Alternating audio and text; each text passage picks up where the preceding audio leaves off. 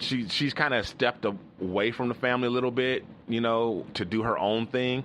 And Debbie, the second oldest daughter, but the fourth oldest kid, she steps in and takes over Fiona's place.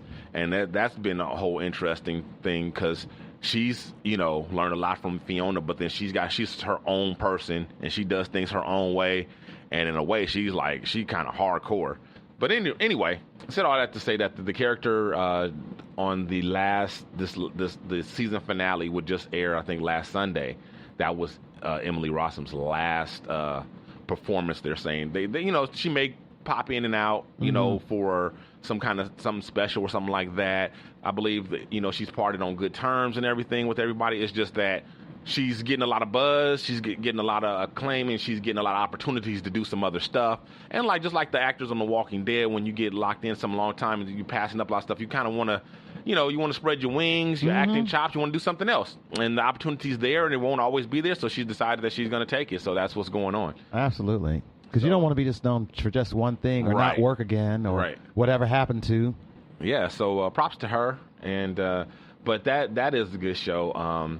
Now, Game of Thrones is on its way back. We know, I think, April, I want to say 26th, but that's Easter. So I don't know if that's the actual date, but that's the date I have in my head, but I think I might have that because it's Easter. So I think it might be the 16th. I forget when the Game of Thrones. I think you're right. I think it's the 16th. Yeah, I think it's the 16th or something like that. But I have the 14th. I have the trailer for the 8th and final season. It's the 14th. It's the 14th? Okay, there we go. April 14th. And, okay, so here's the trailer. Check it out. I know Death. He's got many faces. I look forward to seeing this one. There it is, April 14th. Everything you did brought you where you are now. Where you belong. Home.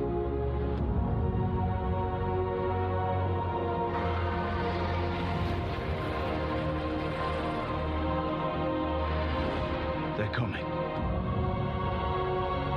Our enemy doesn't tire. Doesn't stop. Doesn't feel.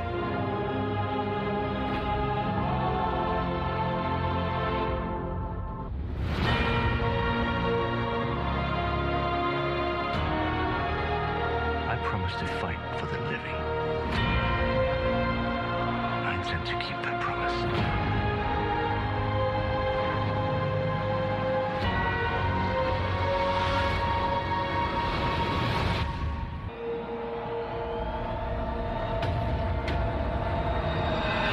All right, so there we go. You guys know I was watching it. I just finished it. I finished the whole. Actually, I finished it probably like a week ago or more.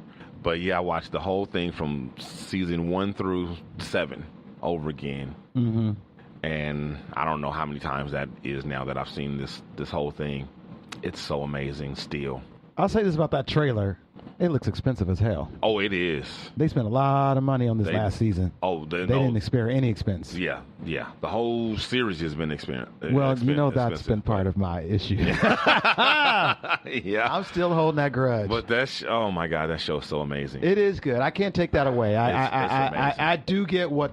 The hype is not over nothing. It is not. It really is. It really is. I get it. I get it. I'm just biased. Yeah. If you don't like it, it's because you just don't like this type of thing. Right. It's not because it's not good or you can't get into it. Well, the genre for some people is not. Right. That's what I'm saying. Yeah. Some people just don't like this type of thing. Genre. Yeah, this genre. So, but if you are, because there's a lot of people who aren't into this type of thing and love it. Yeah, well, the drama's good. Yeah. Oh, yeah. And everybody can relate to clan, tribal, I mean, we have that in our communities. Yeah. It's just amplified 1,000 times. Yeah, it's amazing. It's amazing. Plus, there's mysticism. We're gearing up. Pot of Thrones is gearing up to come back. I've been in touch with my co-host, Latone Hart, and we're talking about doing a 2-part recap. We're going to do an episode where we cover seasons 1 through 3 and then like 4 through 7, something like that. And it won't be in it as in-depth, step-by-step, scene-by-scene like we do all the individual episodes. Obviously, it won't be like that. But it'll be something where we cover the broad strokes, you know, kind of the big events of each season leading up to this final season. So if you're a fan of Pot of Thrones or you always wanted to check it out, but because we're too far in, whatever, this might be a good chance for you to go ahead and check that out. Look for that. That'll be coming soon. Probably the next couple weeks, probably early April or so, we'll be looking to release those 2. And then after the start of the season, we will begin releasing the individual episodes after every episode of Game of Thrones. Okay, so now I got a couple of shows that have recently come out. I don't know any of these shows. Because BTG was asking about, like, what's out, what's going on, what are we watching, this and that. Unfortunately, bro, you asked for like good. You want some good stuff. Good. Now, those 2 shows I just mentioned at the beginning, the Game of Thrones and Shameless, are great shows. I know you already watched Game of Thrones. I don't know if you watched Shameless. I really think you would like Shameless, BTG. They even got a black person in there. So well, they got a lot of. They got some melanin in there. There's some other brown characters. They got some important characters. They got the girl, her best friend, Fiona's best friend V, who's pretty hot and has some nice nude scenes, by the way. She's in there, and the one kid is black, and I'm not going to. I don't know. I kind of want to reveal it, but I kind of don't want to spoil it in case you. I guess it's not really a huge big deal or whatever, but for years they thought that he was the product of an affair that the mother had with Frank's best friend, or good friend from years back before the show started, who was black. But they did a DNA test and come to find out that the kid is actually Frank's biological and Monica's biological kid, and he just happens to have some black genes that just showed up in this one kid that's like a freak thing, which does happen. Absolutely, it absolutely does happen. So there's one black sibling that's and he's kind of going through some stuff. Like they're exploring that. They just started exploring that this past season. Like nobody knows how to comb his hair? No, not that. Not that. But they are exploring some stuff with that, and that was interesting as well. And he's a great character. He's one of my favorites because he's like the one. He's like the best Gallagher. He's the best of all the Gallaghers. Like Lip, the oldest son, is brilliant. He's like literally a genius, right? He's not really doing anything with it, but he is a genius, right? Then you got Carl, who is not bright at all, but is very street smart, the most street smart of them. Frank is the father. He's not dumb, but he's street smart, right? And then all the kids, you can see their talents. Fiona, she's not book smart, but she's business smart. Or she's learning business. She's becoming business savvy, by, meeting and learning the right people and things like that.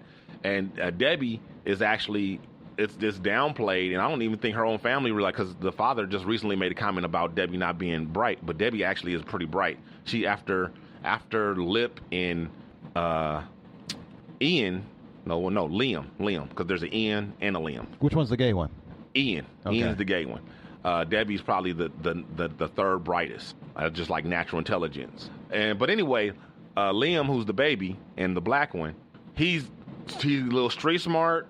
He's very gifted. He's been skipped in school or whatever. He's always like the top of his class and all this stuff, whatever. So he's like this one. He's helping Fiona with business. So he's like this little. He's got the best of all the Gallaghers. Right. All their talents. He's like all the best of all of them. You gotta stop saying Gallagher because I want watermelon now. Okay, so anyway, I said all that to say those aren't new shows, and they've been around for a while, but they're great shows. So if you're not watching either one of them, and that's how I feel like in this day and age, it doesn't matter if the show is new or old. If you missed it and it's a great show, go ahead and watch it. I didn't watch The Wire until after it went off the air. There you go. I didn't. There's a lot of shows that I didn't watch until after the air. That one with David Spade and Patrick Warburton and Megan Price. I can't. Something about couples. It's a sitcom. You got me. I don't know it. You know it. If I said it, you know it. I might know the title, but if David Spade's on, I probably would never ever think to watch it. It's a couple. It's like a rom-com sitcom type thing. Yes, with couples. It sounds Yeah, hip. it's but they got anyway. Yeah. But you've heard of it. I probably heard of it. Sure. Yeah, you've heard of it. Anyway, that I didn't watch that until it was off the air, and I really enjoyed it. Yeah. But yeah, so that stuff doesn't matter. But as far as new stuff, I'm not feeling hardly anything that's out right now. That these new things that just dropped recently. Whiskey Cavalier, very networky. That is the vehicle where the lead female, one of the lead female characters on Walking Dead, the one who plays Maggie, she left, and this was one of the reasons why she left. She started this show. She started with what's the guy's name? He was Noel on Felicity. You got me on that one too. Wow. Okay. And Felicity, I definitely thought you probably would have.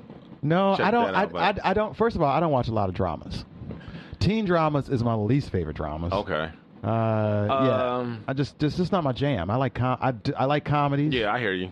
Well, I can't think of his name, but he's been around for Scott Foley. Scott Foley. Oh, I know Scott Foley. Sure. I know this show. I saw this was on the TV in a bar I was at. Scott Foley, and I can't think of the woman who plays Maggie's real name. So this is on network TV. But this is a network show. Whiskey Cavalier, that's his code name. He's like CIA and she's like FBI or vice versa. Right. And there's some sort of that's who special team. Right. And it's a comedy, but it's an hour-long comedy, like an action comedy type thing. I'm not feeling it. The Enemy Within, sorry, Rosalind Jackson, Wordy Girl Entertainment, friend of the show. She's loving this show, and I don't know, maybe because she's caught up with all the eye candy of Morris Chestnut and whatnot, but it gets a big old L for me. I was tolerating it for a while. My wife likes it. It is slow, boring. It's a one-trick pony. It's not. I'm not feeling it at all. I cannot recommend that show in good conscience. Not at all. But Hannah. On the bright side, Hannah. Where's The Enemy Within? What's that play? That is on some sort of network, too. Okay. I don't know which one. Okay, but network television. Yes. Hannah, now that is not a network television. See the connection? But Hannah is actually great. Hannah, there is only one episode out right now, the pilot. It's on Hulu. Okay? It follows this girl and her father, right? I don't want to give it away. But this is based off the movie. There was a movie a couple years ago that came out called Hannah. Mm-hmm. This is a series created on that same movie. Okay. So you may or may not want to see the movie. It just depends because the movie will spoil the series for you because if you want the series follows the movie, and it's from what I've seen in the first episode, it follows it pretty closely. So it may spoil it for you, so you may not want to check it out, or you may want to check it out to see if you want to watch the series. I don't know. It just depends on you as a person. Right. But it's an adaptation. But it is. And the movie's good, and the series is good. Like, you can tell from the first episode, really good. They dropped the first episode like a month ago, but the actual series starts later on, like in a couple weeks. So sometime in March. I think towards the end of March, it comes out. So that is something to look forward to that's good. And if you like Jack Ryan or Condor, Alias, those type of things, I think you would like Hannah because it's that kind of CIA action FBI type of thing. So that's the only thing that has come out recently that I'm really feeling. Even some of the the DC streaming service dropped a new show called Doom, which was a spinoff. I think I told you guys about it when Titans was out. Okay. Titans, which I love. Doom is a spinoff of Titans. Is another. It's not animated? It's not animated. It's another superhero type thing, and it's on the DC streaming network. It's very strange and very out there, and I'm not a big fan of a lot of some stuff that's strange. Some stuff I can kind of get with. It's hard to explain, but other stuff it kind of puts me off. So some people may like this. Mm-hmm. But I don't know. I wasn't a big fan of Doom. A little too weird for me. The only other thing is Umbrella Academy. That's I've seen that. Yeah. You've seen that, right? You like that, right? I love that. Right. That's right up my alley, though. Umbrella Academy. That's out on Netflix, so that's something you might want to check out. That's getting critical reviews, and I've only seen like the first 3 episodes so far. But it definitely seems interesting. Yeah, I've watched all of that. And number 5 is like, oh, that's my dude. I hope they show more. Number 5. I can hang out with number